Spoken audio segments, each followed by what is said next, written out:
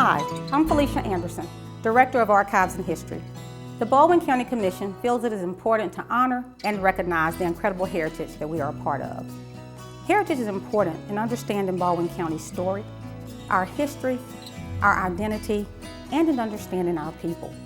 The title of this documentary is Baldwin County Heritage Families and consists of 4 segments using snippets of videos that provide an overview of the history of families that settled here more than 100 years ago. Now for part 3 of this 4-part series, Like-Minded People.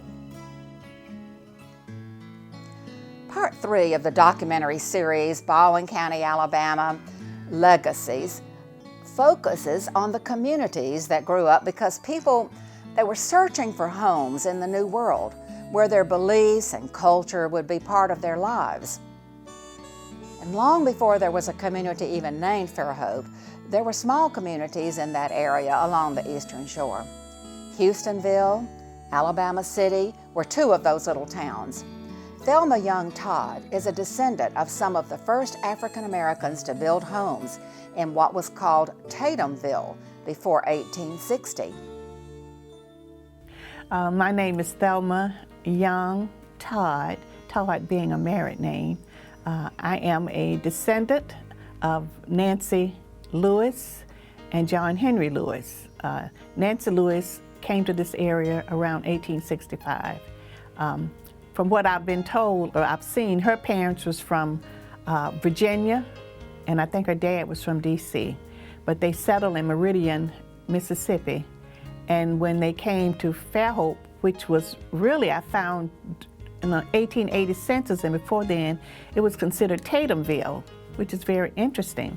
And Baldwin, I was always told it was Baldwin City, but Baldwin City never came up on any of the census. It was either Tatumville or Zundale, which I don't know whether that was a person's name or what, but Tatumville was very prominent on the census. Her first child was William Alfred, and that was my grandmother, Carrie Lewis Young's father. And her other child, Betty, those were the 2 that were born in slavery. And once they got here to this area, a lot of people from Mississippi were told that this was a non-plantation area, right on the bay, good fishing, plenty of trees, because a lot of African-American men worked turpentine. And they, tilled the land. When Nancy Lewis and her husband settled in Fairhope, they had, according to once Mr. Charles Hall, I forgot what his position was, but he would come around and he loved, according to Professor Gaskin, he would love to go to Nancy Lewis's place because he was always fed good. They always had something good to drink, like lemonade, fresh water. They had animals, fruit trees, everything. On my other side, Parker Young, he came from Virginia, D.C. area, and his wife, Jenny, was from South Carolina. The interesting and maybe unfortunate things, we never know how people meet. And so I'm thinking that they probably were sold from Virginia or D.C. to plantations in further south, like South Carolina or Alabama or Mississippi. But Jenny and Parker moved here. They settled down in the 1860s, and they had, I want to say, 6 girls and 3 boys. That's why when I was growing up, I was told I could never have a boyfriend in Fairhope on either side, the Youngs, the Lewises, you name it. On my mother's side, the Saffords, they were much later, like in the 1930s. But Nancy Lewis and Parker Young, they were one of the earlier families here, the Bonners, the McConaughey's, the Hankins, the Henrys, the Kirkman, and they made a living. So they were here at least 30 some odd years before the single tax people came and settled and then renamed the area Fairhope. But before then, it was Tatumville. Nancy Lewis and John Henry had William Alfred, the oldest. Betty died giving birth to a little girl named Rosa Denton. and that was my grandmother's first cousin, and they lived, growing up, they lived side by side on Murphy Avenue. And then she had Mary, I think was maybe the first baby born as a free baby. And then she had boys, several boys. A couple of them, I was told, went back to Mississippi to live. But very interesting community dynamics. The community, which included the previous names of William Alfred Lewis, the Bonners, the McConaughey's, started Twin Beach AME Zion Church. But its original name was Zion Church, and they worshiped under a brush arbor. No structure. It was just intertwined limbs and everything to keep the sun off of them in the summer. Now, how they fared during the winter out there in the elements is something else. But they formed Zion Church in 1867. After that, they built two frame churches. And I guess with the hurricanes or maybe the weather, they decided to find another place. And so they found where the present church is located now on Twin Beach Road up on a hill. People consider that a beacon, looking out over the community. My ancestor, George Young, a brother of my grandfather, Peter Young, I was told that he's one of the ones that went up and erected the steeples. And he and Mike Houston did the altar around the pulpit, which is a part of a hearse. And we still have that today. It's really, really beautiful. And the men of the communities built the foundation of the church. And with the help, and I found this man's name in the Courier, Mr. Axel Johnson, who was a white builder, and he helped them to build Twin Beach AME Zion Church. The AME means African Methodist Episcopal Zion Church. And it was on the National Register of Historic Places in 1988. And it's still going. It's a small congregation, but we're all descendants of the original builders of that church and the founders of that church. The school, Anna T. Jean School, went from grades 1 through 9, and it was started in the early 1900s. And the interesting thing about that is that that land went back to 1876. We found deeds and some records from, the lady's name was Rena Wilson and her husband, African Americans, and they deeded, and they were part of the Wilson, Hankins, Beecham family. And she sold, Rena Wilson sold the property, I think it was 20 or 40 acres, to two sisters, and I think they were her nieces. And when one died, she deeded her part to her granddaughter, which is Carrie Beecham Smith. Her husband was Randolph Smith. And in 1947, I think it was 47, they sold the land for $1,000 to the state of Alabama. Sole purpose being to erect use that land for a school for African American children. And in that deed, it stated for Anna T. Jean's School, which is interesting. And Anna T. Jean's School was named after a Quaker, wealthy Quaker, who had an interest in educating black children in the rural South. And her money went to funding what they call Jean supervisors and Jean teachers. And from my research, she had Booker T. Washington and another gentleman to handle that funds. Booker T. Washington also worked with Julius Rosenwald, and he was the president of Sears and Roebuck. And his money went to erecting the schools. And I brought a picture so you can see grades, the building which was grades 1, 2, and 3, and I think that was an original Rosenwald school, but it burned. It was either 1952, 1954, because I think I was in the 3rd grade when that school burned. And we ended up having to go to, on Twin Beach Road, it was a 2-story building called the Knights of Pleasure Hall. And so I finished my 3rd grade there. And so Anna T. Jean School, after integration, became a middle school.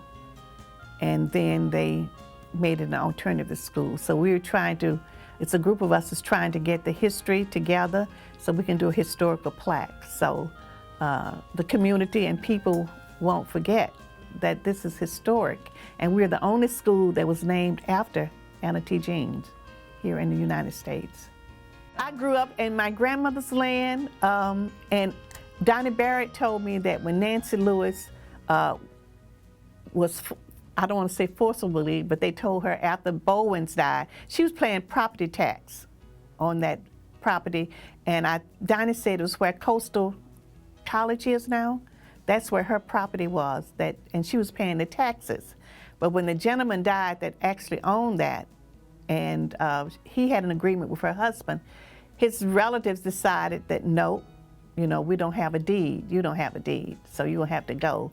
And the single tax people, if they had embraced her, like according to their philosophy based on Henry George, that regardless of race, creed, and color, you would be into their organization, I guess if that's what you want to call it, a community. But they gave her, I think it was either $100 or $250. And she found about where she went to live, which wasn't too far from her original property. She was paying taxes, and she found out it was for sale. And E.B.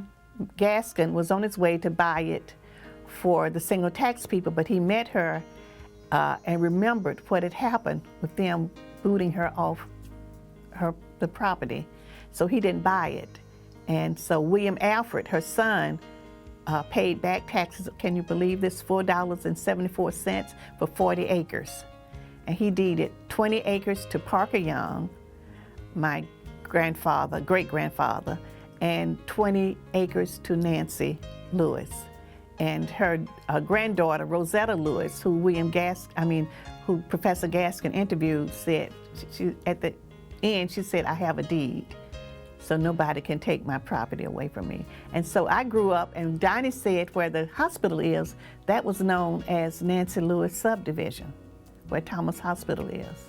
And that I didn't know. But I grew up on Marfa Avenue where the medical office buildings are located now. So, and my grandmother and maybe a few whites around, and then the hospital was maybe a 15-bed hospital at that time during the 50s. And I went away to college, and I retired in 2006 and moved back here. Had a great career at the Library of Congress. Another community that has maintained its distinct culture is a group of French who settled along the Bon Secours River, Weeks Bay, and Magnolia River. Dean Collins is a descendant of some of the earliest French settlers who settled in this area around the Magnolia River, which they call Vernon Park. Hi, I'm Dean Collins. My family lives in an area called Vernon Park, and it's around Magnolia Springs, which is on the Magnolia Springs River. And as far as I know, they settled there in the mid-1800s. And my great-grandfather started a fishing cat business. They took people on fishing tours, rented cabins, and everybody really enjoys coming down there. We have approximately about 6 generations of families that have been coming down there to stay at the cabin. And we get people all the time wanting to come down, but we always stay booked up. So I'm glad we still have it going, because people still love it. As far as I know, our family story goes, my great-grandfather jumped ship off an island called Cork Island and eventually wound up in the Vernon Park area. And then that's when he started, as a way of living, he started a fishing cat business. And so 3 generations later, it's still going. As far as growing up on the river, it is basically, to me, like Disney World. Always something to do, especially if you love water skiing or fishing or swimming, which I still do it on a regular basis. Basically a dream come true if you like the water. If you like to search for alligators, we have alligators, and we still go spotting for alligators. We don't hunt them, we just look for them. And we take a lot of the younger generations of kids with us too, and occasionally we'll catch a small one, put it in the boat, let them see it, and put it back. And young kids really like to see that. That's one of the many things that you can do on the Magnolia Springs River. But yeah, a lot of people, they want to know where the Magnolia Springs River got its name from.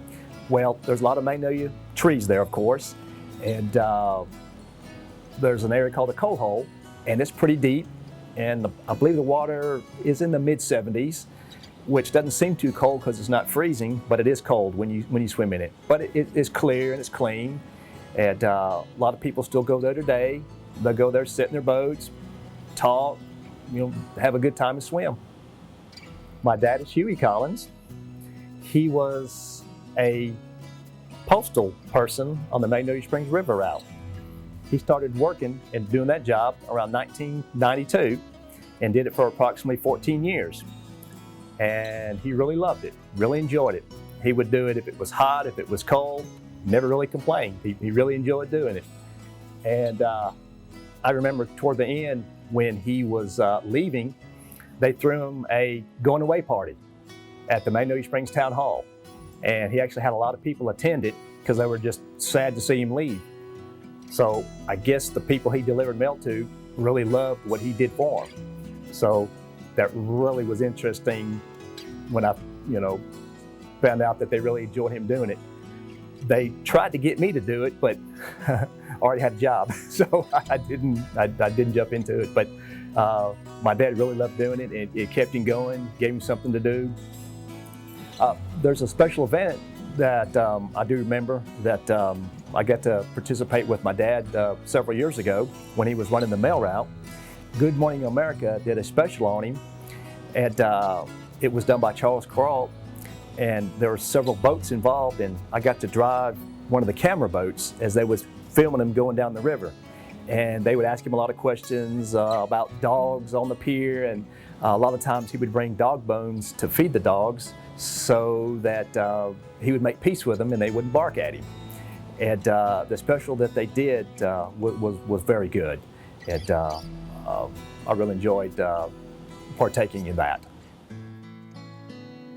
There were several Lebanese families in nearby Mobile. One of those families that moved to Bay Minette was the Cahaly family. They ran very successful businesses in the city. Micah Brooks remembers her grandmother well. The Lebanese heritage is preserved by these descendants. My name is Micah Brooks, and I'm Lebanese. My great-grandparents were Celine Cahaly and Zakia Zaguer Cahaly. My great-grandfather came from Lebanon to Ellis Island. I'm not sure of the dates, but he came there, and due to having cousins in Mobile, he traveled to Mobile to make a home. After he got there and got settled, he sent to Lebanon for Zakia so she could come here and they could be married. And so they were in Mobile, and he had a cousin named A. Cahaly that had a store in Bay Minette called A. Cahaly's. So he came here and peddled his wares for his business on a cart on the dirt roads until he could get his storefront opened, which was across the street, and it was called S. Cahaly's for Celine Cahaly. And I know the business was in our family for like 100 years because he passed it on to my grandmother and my grandfather, who were Vicky and Emil Nasser. They had the store for, I think, 60 years. And I know it went through lots of changes over the times because, when it didn't have air conditioning, they had to have air conditioning installed, and the storefront had to change over the years. When I was a small child, I took my naps in the shoe department. People would have to step over me to go and get their shoes to try on. But I was probably the best dressed child taking a nap in the shoe department because I had every pair of Buster Browns they ever made. But she had a family home in Bay Minette, not far from the store, called the Cahaley House. And still to this day, it's called the Cahaley House. They do events out of it and catering. You can reserve it for weddings, showers. I'm gonna have my daughter, whose name is Cahaley, graduation party there this year. My grandparents got married in the Methodist Church, which is like a block from the Cahaley House. And they had a procession after the wedding to the house for the reception. So when my husband and I got married, we got married, of course, in the Methodist Church that I grew up in, and we had a procession to the Cahaley House to have our reception as well. So I'm very excited to share that history with my children, and like I said, have my daughter's graduation party there, and hopefully over the years have more fun. I would love for her to follow in our footsteps and have a wedding one day and a reception, at the Cahaley House. So wouldn't that be great to go that many generations down?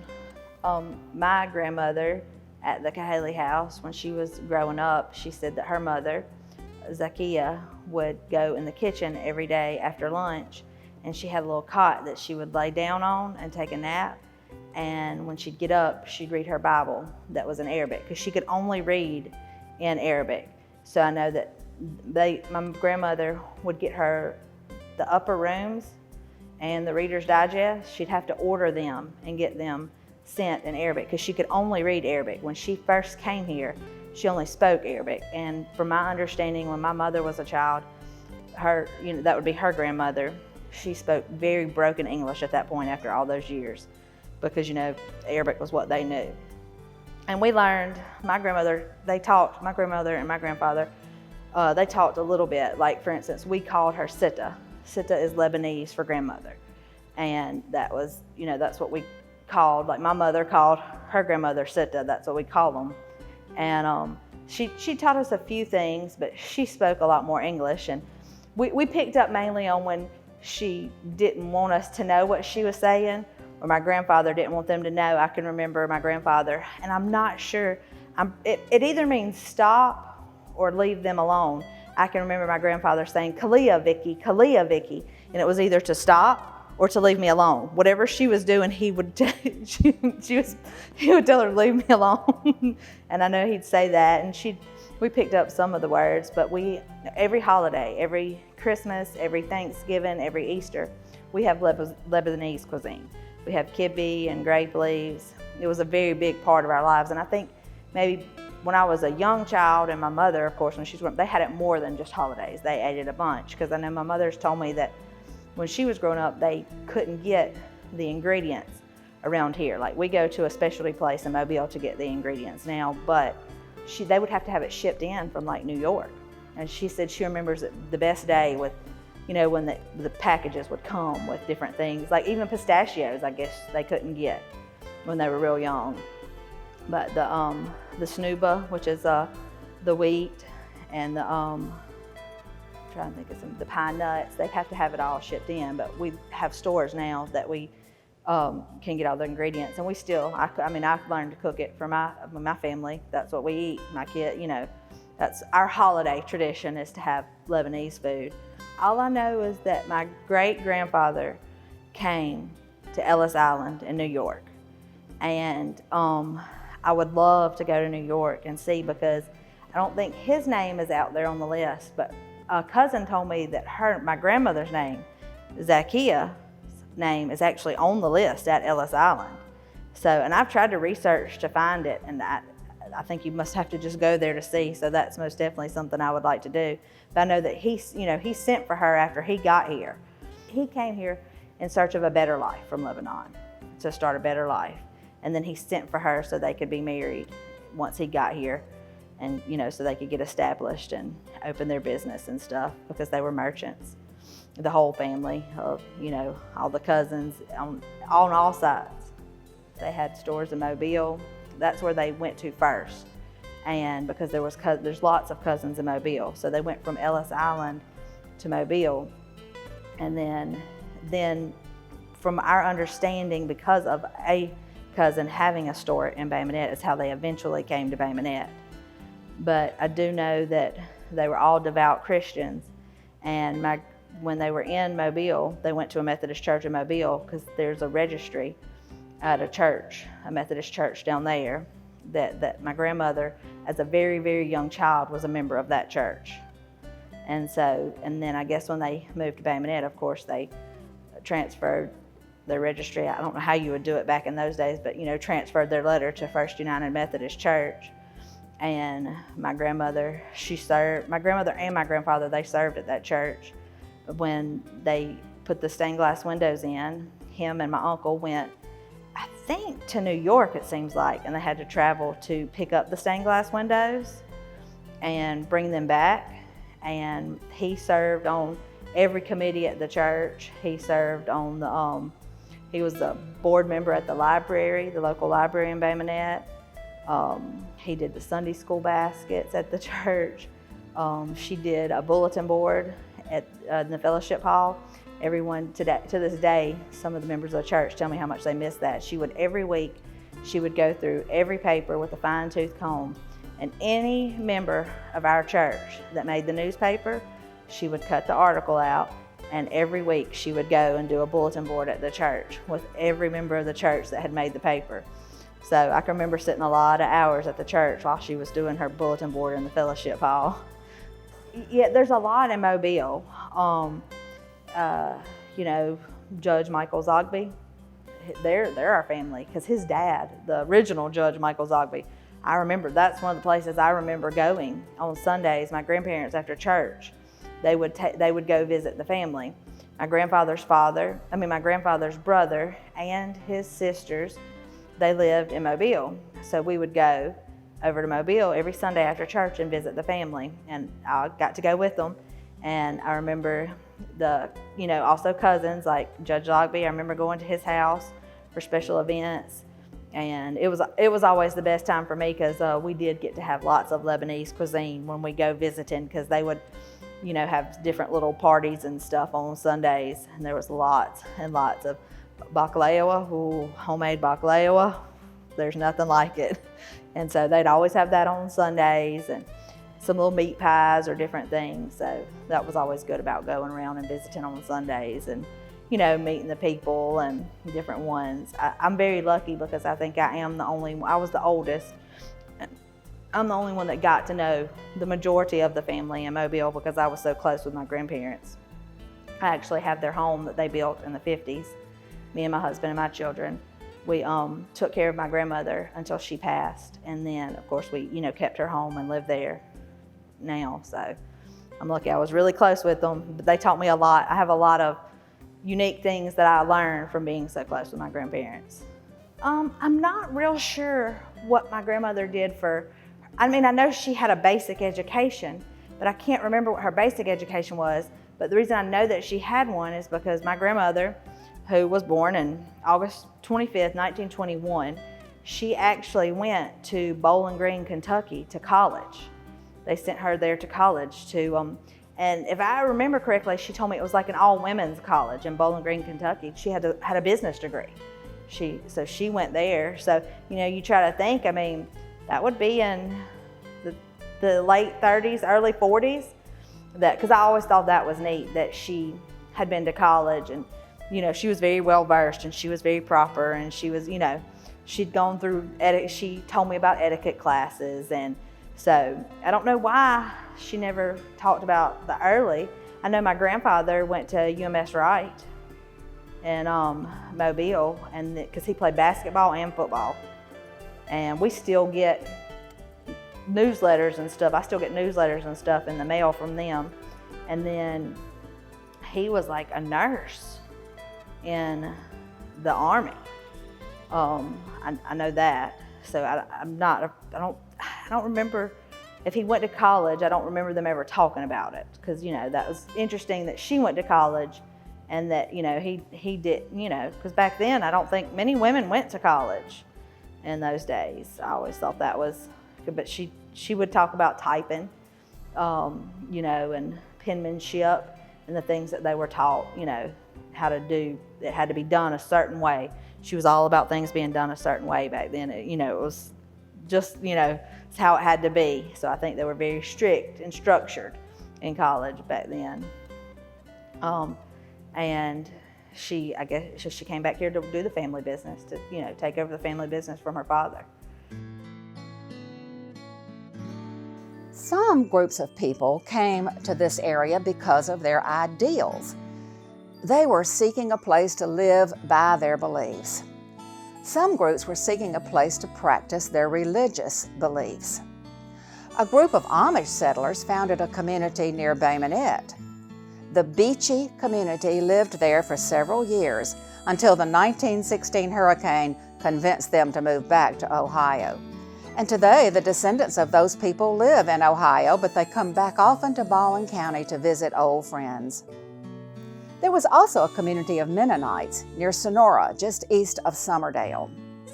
Those families moved to Florida in the 1950s. Other groups determined that Baldwin County was the place to implement their idealistic philosophies. The Fairhope Single Tax Colony is touted as the longest-lasting economic experiment in America. Its heritage is maintained by the officers of the Single Tax Colony Corporation. Lee Turner is the president of that corporation. My name is Lee Turner. I've been the president of the Fairhope Single Tax Corporation for the past 4 years. Sometimes I'll go do talks to Rotary clubs and different organizations and give a very brief history of the Single Tax Corporation, the Cliff Note version, if you might say, and then we show a video and I'll answer questions at that point. Basically, the Single Tax Corporation started in 1894. At the time, there was a lot going on worldwide economically with different types of theories. The world was industrializing, so if you go back to Great Britain in different areas, some people who owned land were becoming, in today's dollars, multi-billionaires because they happened to have coal or oil or some type of resource under their land, while other people who had been very rich in the past and had acres and acres of land that had no resources, could barely keep up their manners. In this time, there was a lot going on. The rich were getting richer, the poor were getting poorer with industrialization, and a lot of political theories came up. One of the political theories that came up was by Henry George. And Henry George's idea was not to tax people's labors, simply tax the land. The land would become everybody's and the land would get taxed, and that money would go to help everybody, but the labors that people had, they would not be taxed on. So in some ways, this almost sounded communist. Oh my gosh, the land is owned by the people. Native Americans had that same kind of feeling also, but on the other hand, it's the opposite of communist when you think that somebody's labors are not taxed. Whatever they do, whatever they earn is theirs, and they get to keep that. So that was, in just a really quick nutshell, that was the Henry George theory. A group of people in Iowa ran with that theory, and they were very interested in that. And in 1894, they started a club, and they got together weekly and would meet and would talk, and they actually started the Courier that since became the Eastern Shore Courier. And one of the current single tax projects is our archives committee is tracking down all of the couriers, and we're going to get those online where you can do research through the couriers dating back to 1894. We have almost a complete set now, which is very exciting, and I think we know where sets are if we are missing some here and there. So basically this group in 1894 met, and they took it beyond the theory. They actually came down, they researched a few locations, and they settled on Fairhope. At the time, the land was cleared up to the bluff. There were springs at the bottom of the bluff. It must have looked like just a heavenly world then. And they looked at it and they say, well, I guess here maybe we'll have a Fairhope of success. They started purchasing land, and they, for the colony, they actually got some quite large donations, one of which was by an industrialist by the name of Fells, F-E-L-S, where Fells Avenue gets its name from. They took those large donations plus some money that they put together, and they purchased as much land as they could. If somebody wanted to come in and lease land, at the time they had to become a member. They had to pay $100 to be a member. The membership fees to this day $100. In the early 1900s, when they came, the $100 would buy 19 acres of land. Now the $100 will get you a meal in downtown Fairhope if you don't drink too nice of a bottle of wine. But they took that $100 and they continued to buy land. They bought land up to about 3,000 acres. And if somebody wanted to lease the land, they would actually come in, they would lease the land, sign a lease, pay no money up front, and then just pay the rent each year. The Single Tax Corporation really was a great thing for Fairhope and the city of Fairhope. And what was so great about it was when the people came in, rather than grab the prime pieces of real estate for themselves, they took those with that Henry George theory and they kept those for the people. You know, how few places do you have 2 miles, towns the size of Fairhope, do you have 2 miles of waterfront land that's a public park? The Single Tax Corporation also created numerous other parks that we have since given to the city in a parks deed. The parks deed guarantees that these parks will remain parks. We've given parking lots and a parking lot deed that remains that these will be parking lots used for the people. No politicians can get together and get some kind of a buddy deal and put a building in this parking lot or chip off a little bit of this land and put a condo. All of this land for eternity will be used by the people. So basically, when you look at Fairhope and you think of all of the parks that the Single Tax donated, the Single Tax gave the city the electric utilities, gave the city the water utilities. Is a heck of a heritage as far as parks, financially speaking, having these utilities that are money generators. With that said, though, I was interviewed one time about the Single Tax Corporation, and normally when I look back at interviews that I make, I just cringe and say, oh my gosh, why did I say that, or why didn't I say this? But one interview that I did, when I look back and watched it, I said, wow, that was neat. I'm glad that I said that. And I stand by what I said to this day, is as much as the Single Tax has given to the city of Fairhope as far as parks and utilities, a couple $1 million to the library, a couple $1 million to the hospital, making facilities that Fairhope has, you know, unsurpassed by other towns its size. But even more important than that is the people that the Single Tax Corporation brought to Fairhope. It was not a backwoods, local type of a town ever. People came from all over the world. They came because of the Single Tax theories. They had their own ideas. Fairhope was for female suffrage long before the rest of the state of the Southeast, for integration long before the rest of the state of the Southeast. We had people like Marietta Johnson that came in with really interesting educational ideas and started the organic school.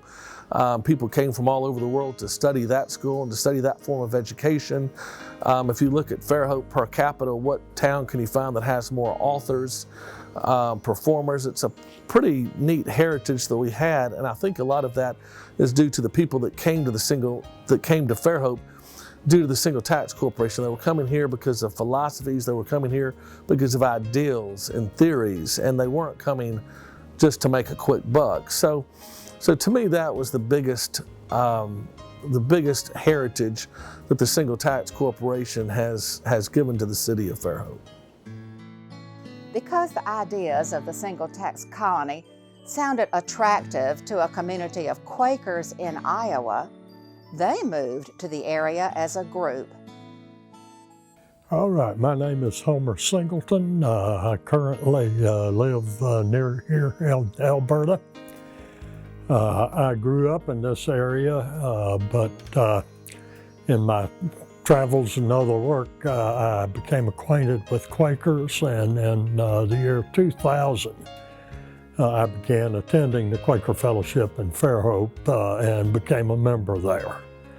And I've served a couple of offices during that time, which are not important except that I spent a fair amount of time with the records. So I have learned a few things about some of the folks who came. They came in the early 1900s. There were problems in terms of being able to find good farmland and other things like that, some health problems. The reason that many of them came here in this part of Alabama rather than go somewhere else was the single tax colony in Fairhope, which had an idea of trying to make a tax system that was fair to everybody and would still promote growth and was trying to make a very practical approach to a very real problem, and that was very attractive. It didn't hurt things that a lot of people who organized the Central Tax Colony were also from Iowa, which was where the primary group of Quakers came from. There's some question about when exactly they came. I took a look at the membership records, and one of the leading members of the early period was Herman Batty, and I discovered that his oldest son was born in Paulina, Iowa in 1912, but his daughters thereafter were born in Baldwin County. So sometime right in that area is when he came. They began as Quakers with a number of people who were excited by the reports they had from him and began to come down. So they organized a what Quakers call a preparatory meeting, which is not a formal affiliated meeting, but is formal in the sense that it's organized and that it relates back to one of the meetings where they came from, and a meeting in Paulina together with one of the regional meetings in Stillwater, Ohio, were the two formal associations that the group had. That was started in 1917. At the same time in 1917, there was a need for a burying ground, or cemetery as we call them these days. One of the Herman Batty from released a small part of his lease from the single tax colony, which was then deeded to the trustees of the meeting, since in Alabama the law requires that cemeteries be owned by the organization that's sponsoring them. There was a school built before the meeting house. That would have been the first. And I don't know when it was built. I do know that it was in existence in 1917 when that first meeting was had. The meeting house itself was started about that time and was finished sometime in August of 1918. There's a report in August of 1918 which goes through a lot of detail of different businesses, and then at the very end they talk about the fact that the meeting house has been completed with the donations that were received and what they call subscriptions. That would have been pledges of members. And those people, it was finished, I think, close to budget, somewhere around $2,500. But they still had a balance of $147 at that meeting. But that's when our basic meeting house was built. It consists primarily of two large rooms, 20 by 20. The reason for that is at that period of time, the women were not given much of a voice in politics or in social organizations, and the Quakers had a firm belief that women needed to have experience and training, and so the women met separately from the men so that the men would not interfere with the women's meeting. That's the theory that they had at that time. But that was very soon abandoned. Our meeting house now, those fixtures have been permanently stilled. And we just meet jointly, which of course is a common practice throughout the United States. The quick background is that Quakers originally were organized to such extent as we are organized in England during the tumultuous period of the Civil Wars, the time that the monarchy was being tested and the Church of England was being tested, and there was a lot of influence. The original departures from the Catholic Church were basically models to reform the Church. The models that came into existence later were attempts to look at those parts of the New Testament, Acts and the letters of Paul, and say, how did the early church operate to begin with?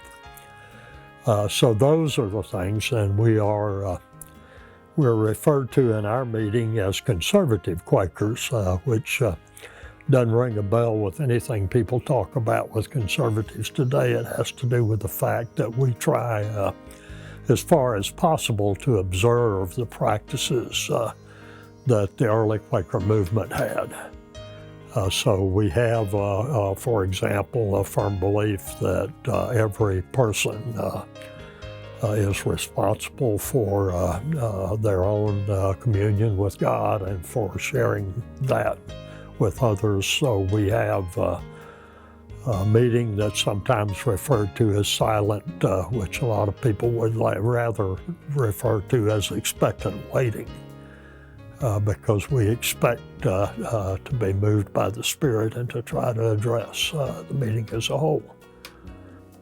I mentioned that the school was built first. Quakers have always had a strong interest in education. Some of the local people were attracted.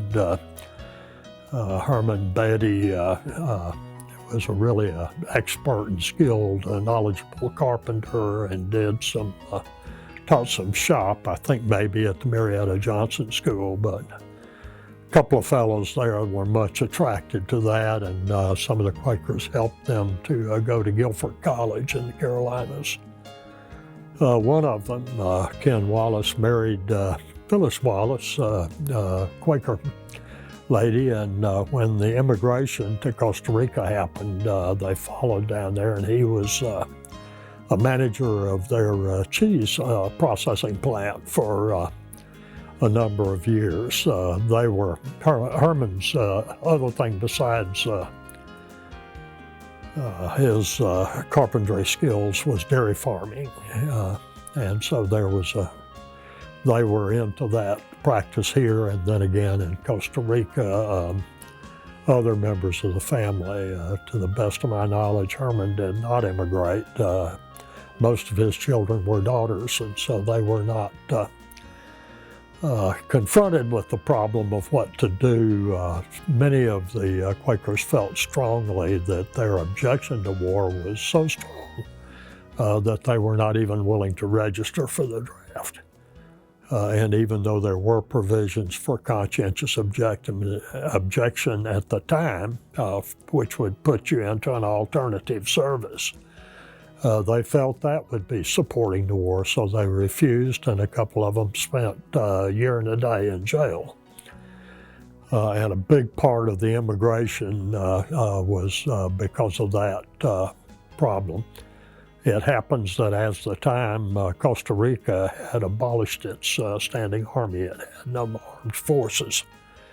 So they were able to immigrate and form a colony basically in Monteverde, Costa Rica. They provided some real leadership in Costa Rica. Part of their purchase that they made subsequently was turned into a preserve and is the heart of the big Monteverde Rainforest Preserve. And a couple of members were extremely well-known guides throughout the rainforest up there, so they had a real interest in in the world around us and in the gifts that we have. That immigration occurred around the time of the Korean conflict. Again, that's a thing that was done based primarily on individual members' feelings and commitments, and so there aren't a lot of really good records about exactly when it happened. There have been a couple of publications. One that would be memories of the initial thing in Costa Rica, and I think the Barrow Library has a copy of it actually. The attractiveness of the Fairhope meeting as such is that we welcome every person who comes without distinction, without even worrying about it, all right? And we are happy to have guests. We treat them just the same as ourselves. Offices are held by attenders as well as members. We also do not require adherence to any specific set of beliefs or rituals. Most of what we do relates to a practice. The practice of the objection to war takes many forms. There are Quakers who serve in the military who still object to war, but believe that there needs to be a way within the political process to change that. There are others who say that I don't tell anybody else what to do, but it's my personal belief that I cannot participate in any way, even by paying taxes. And that, of course, was part of the reason that some of the members immigrated. We had,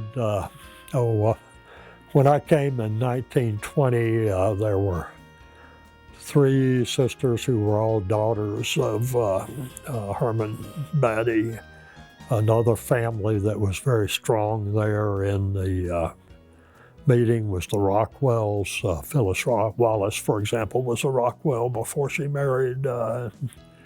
And we had Rockwells living next door for a good long period of time. They've been a tremendous support as well as the Batty family. And there have been, of course, family reunions from both of those families, which have come back to the meeting house because that's what they saw as kids, and that's where they're, and of course, a lot of those folks are buried in our burial ground.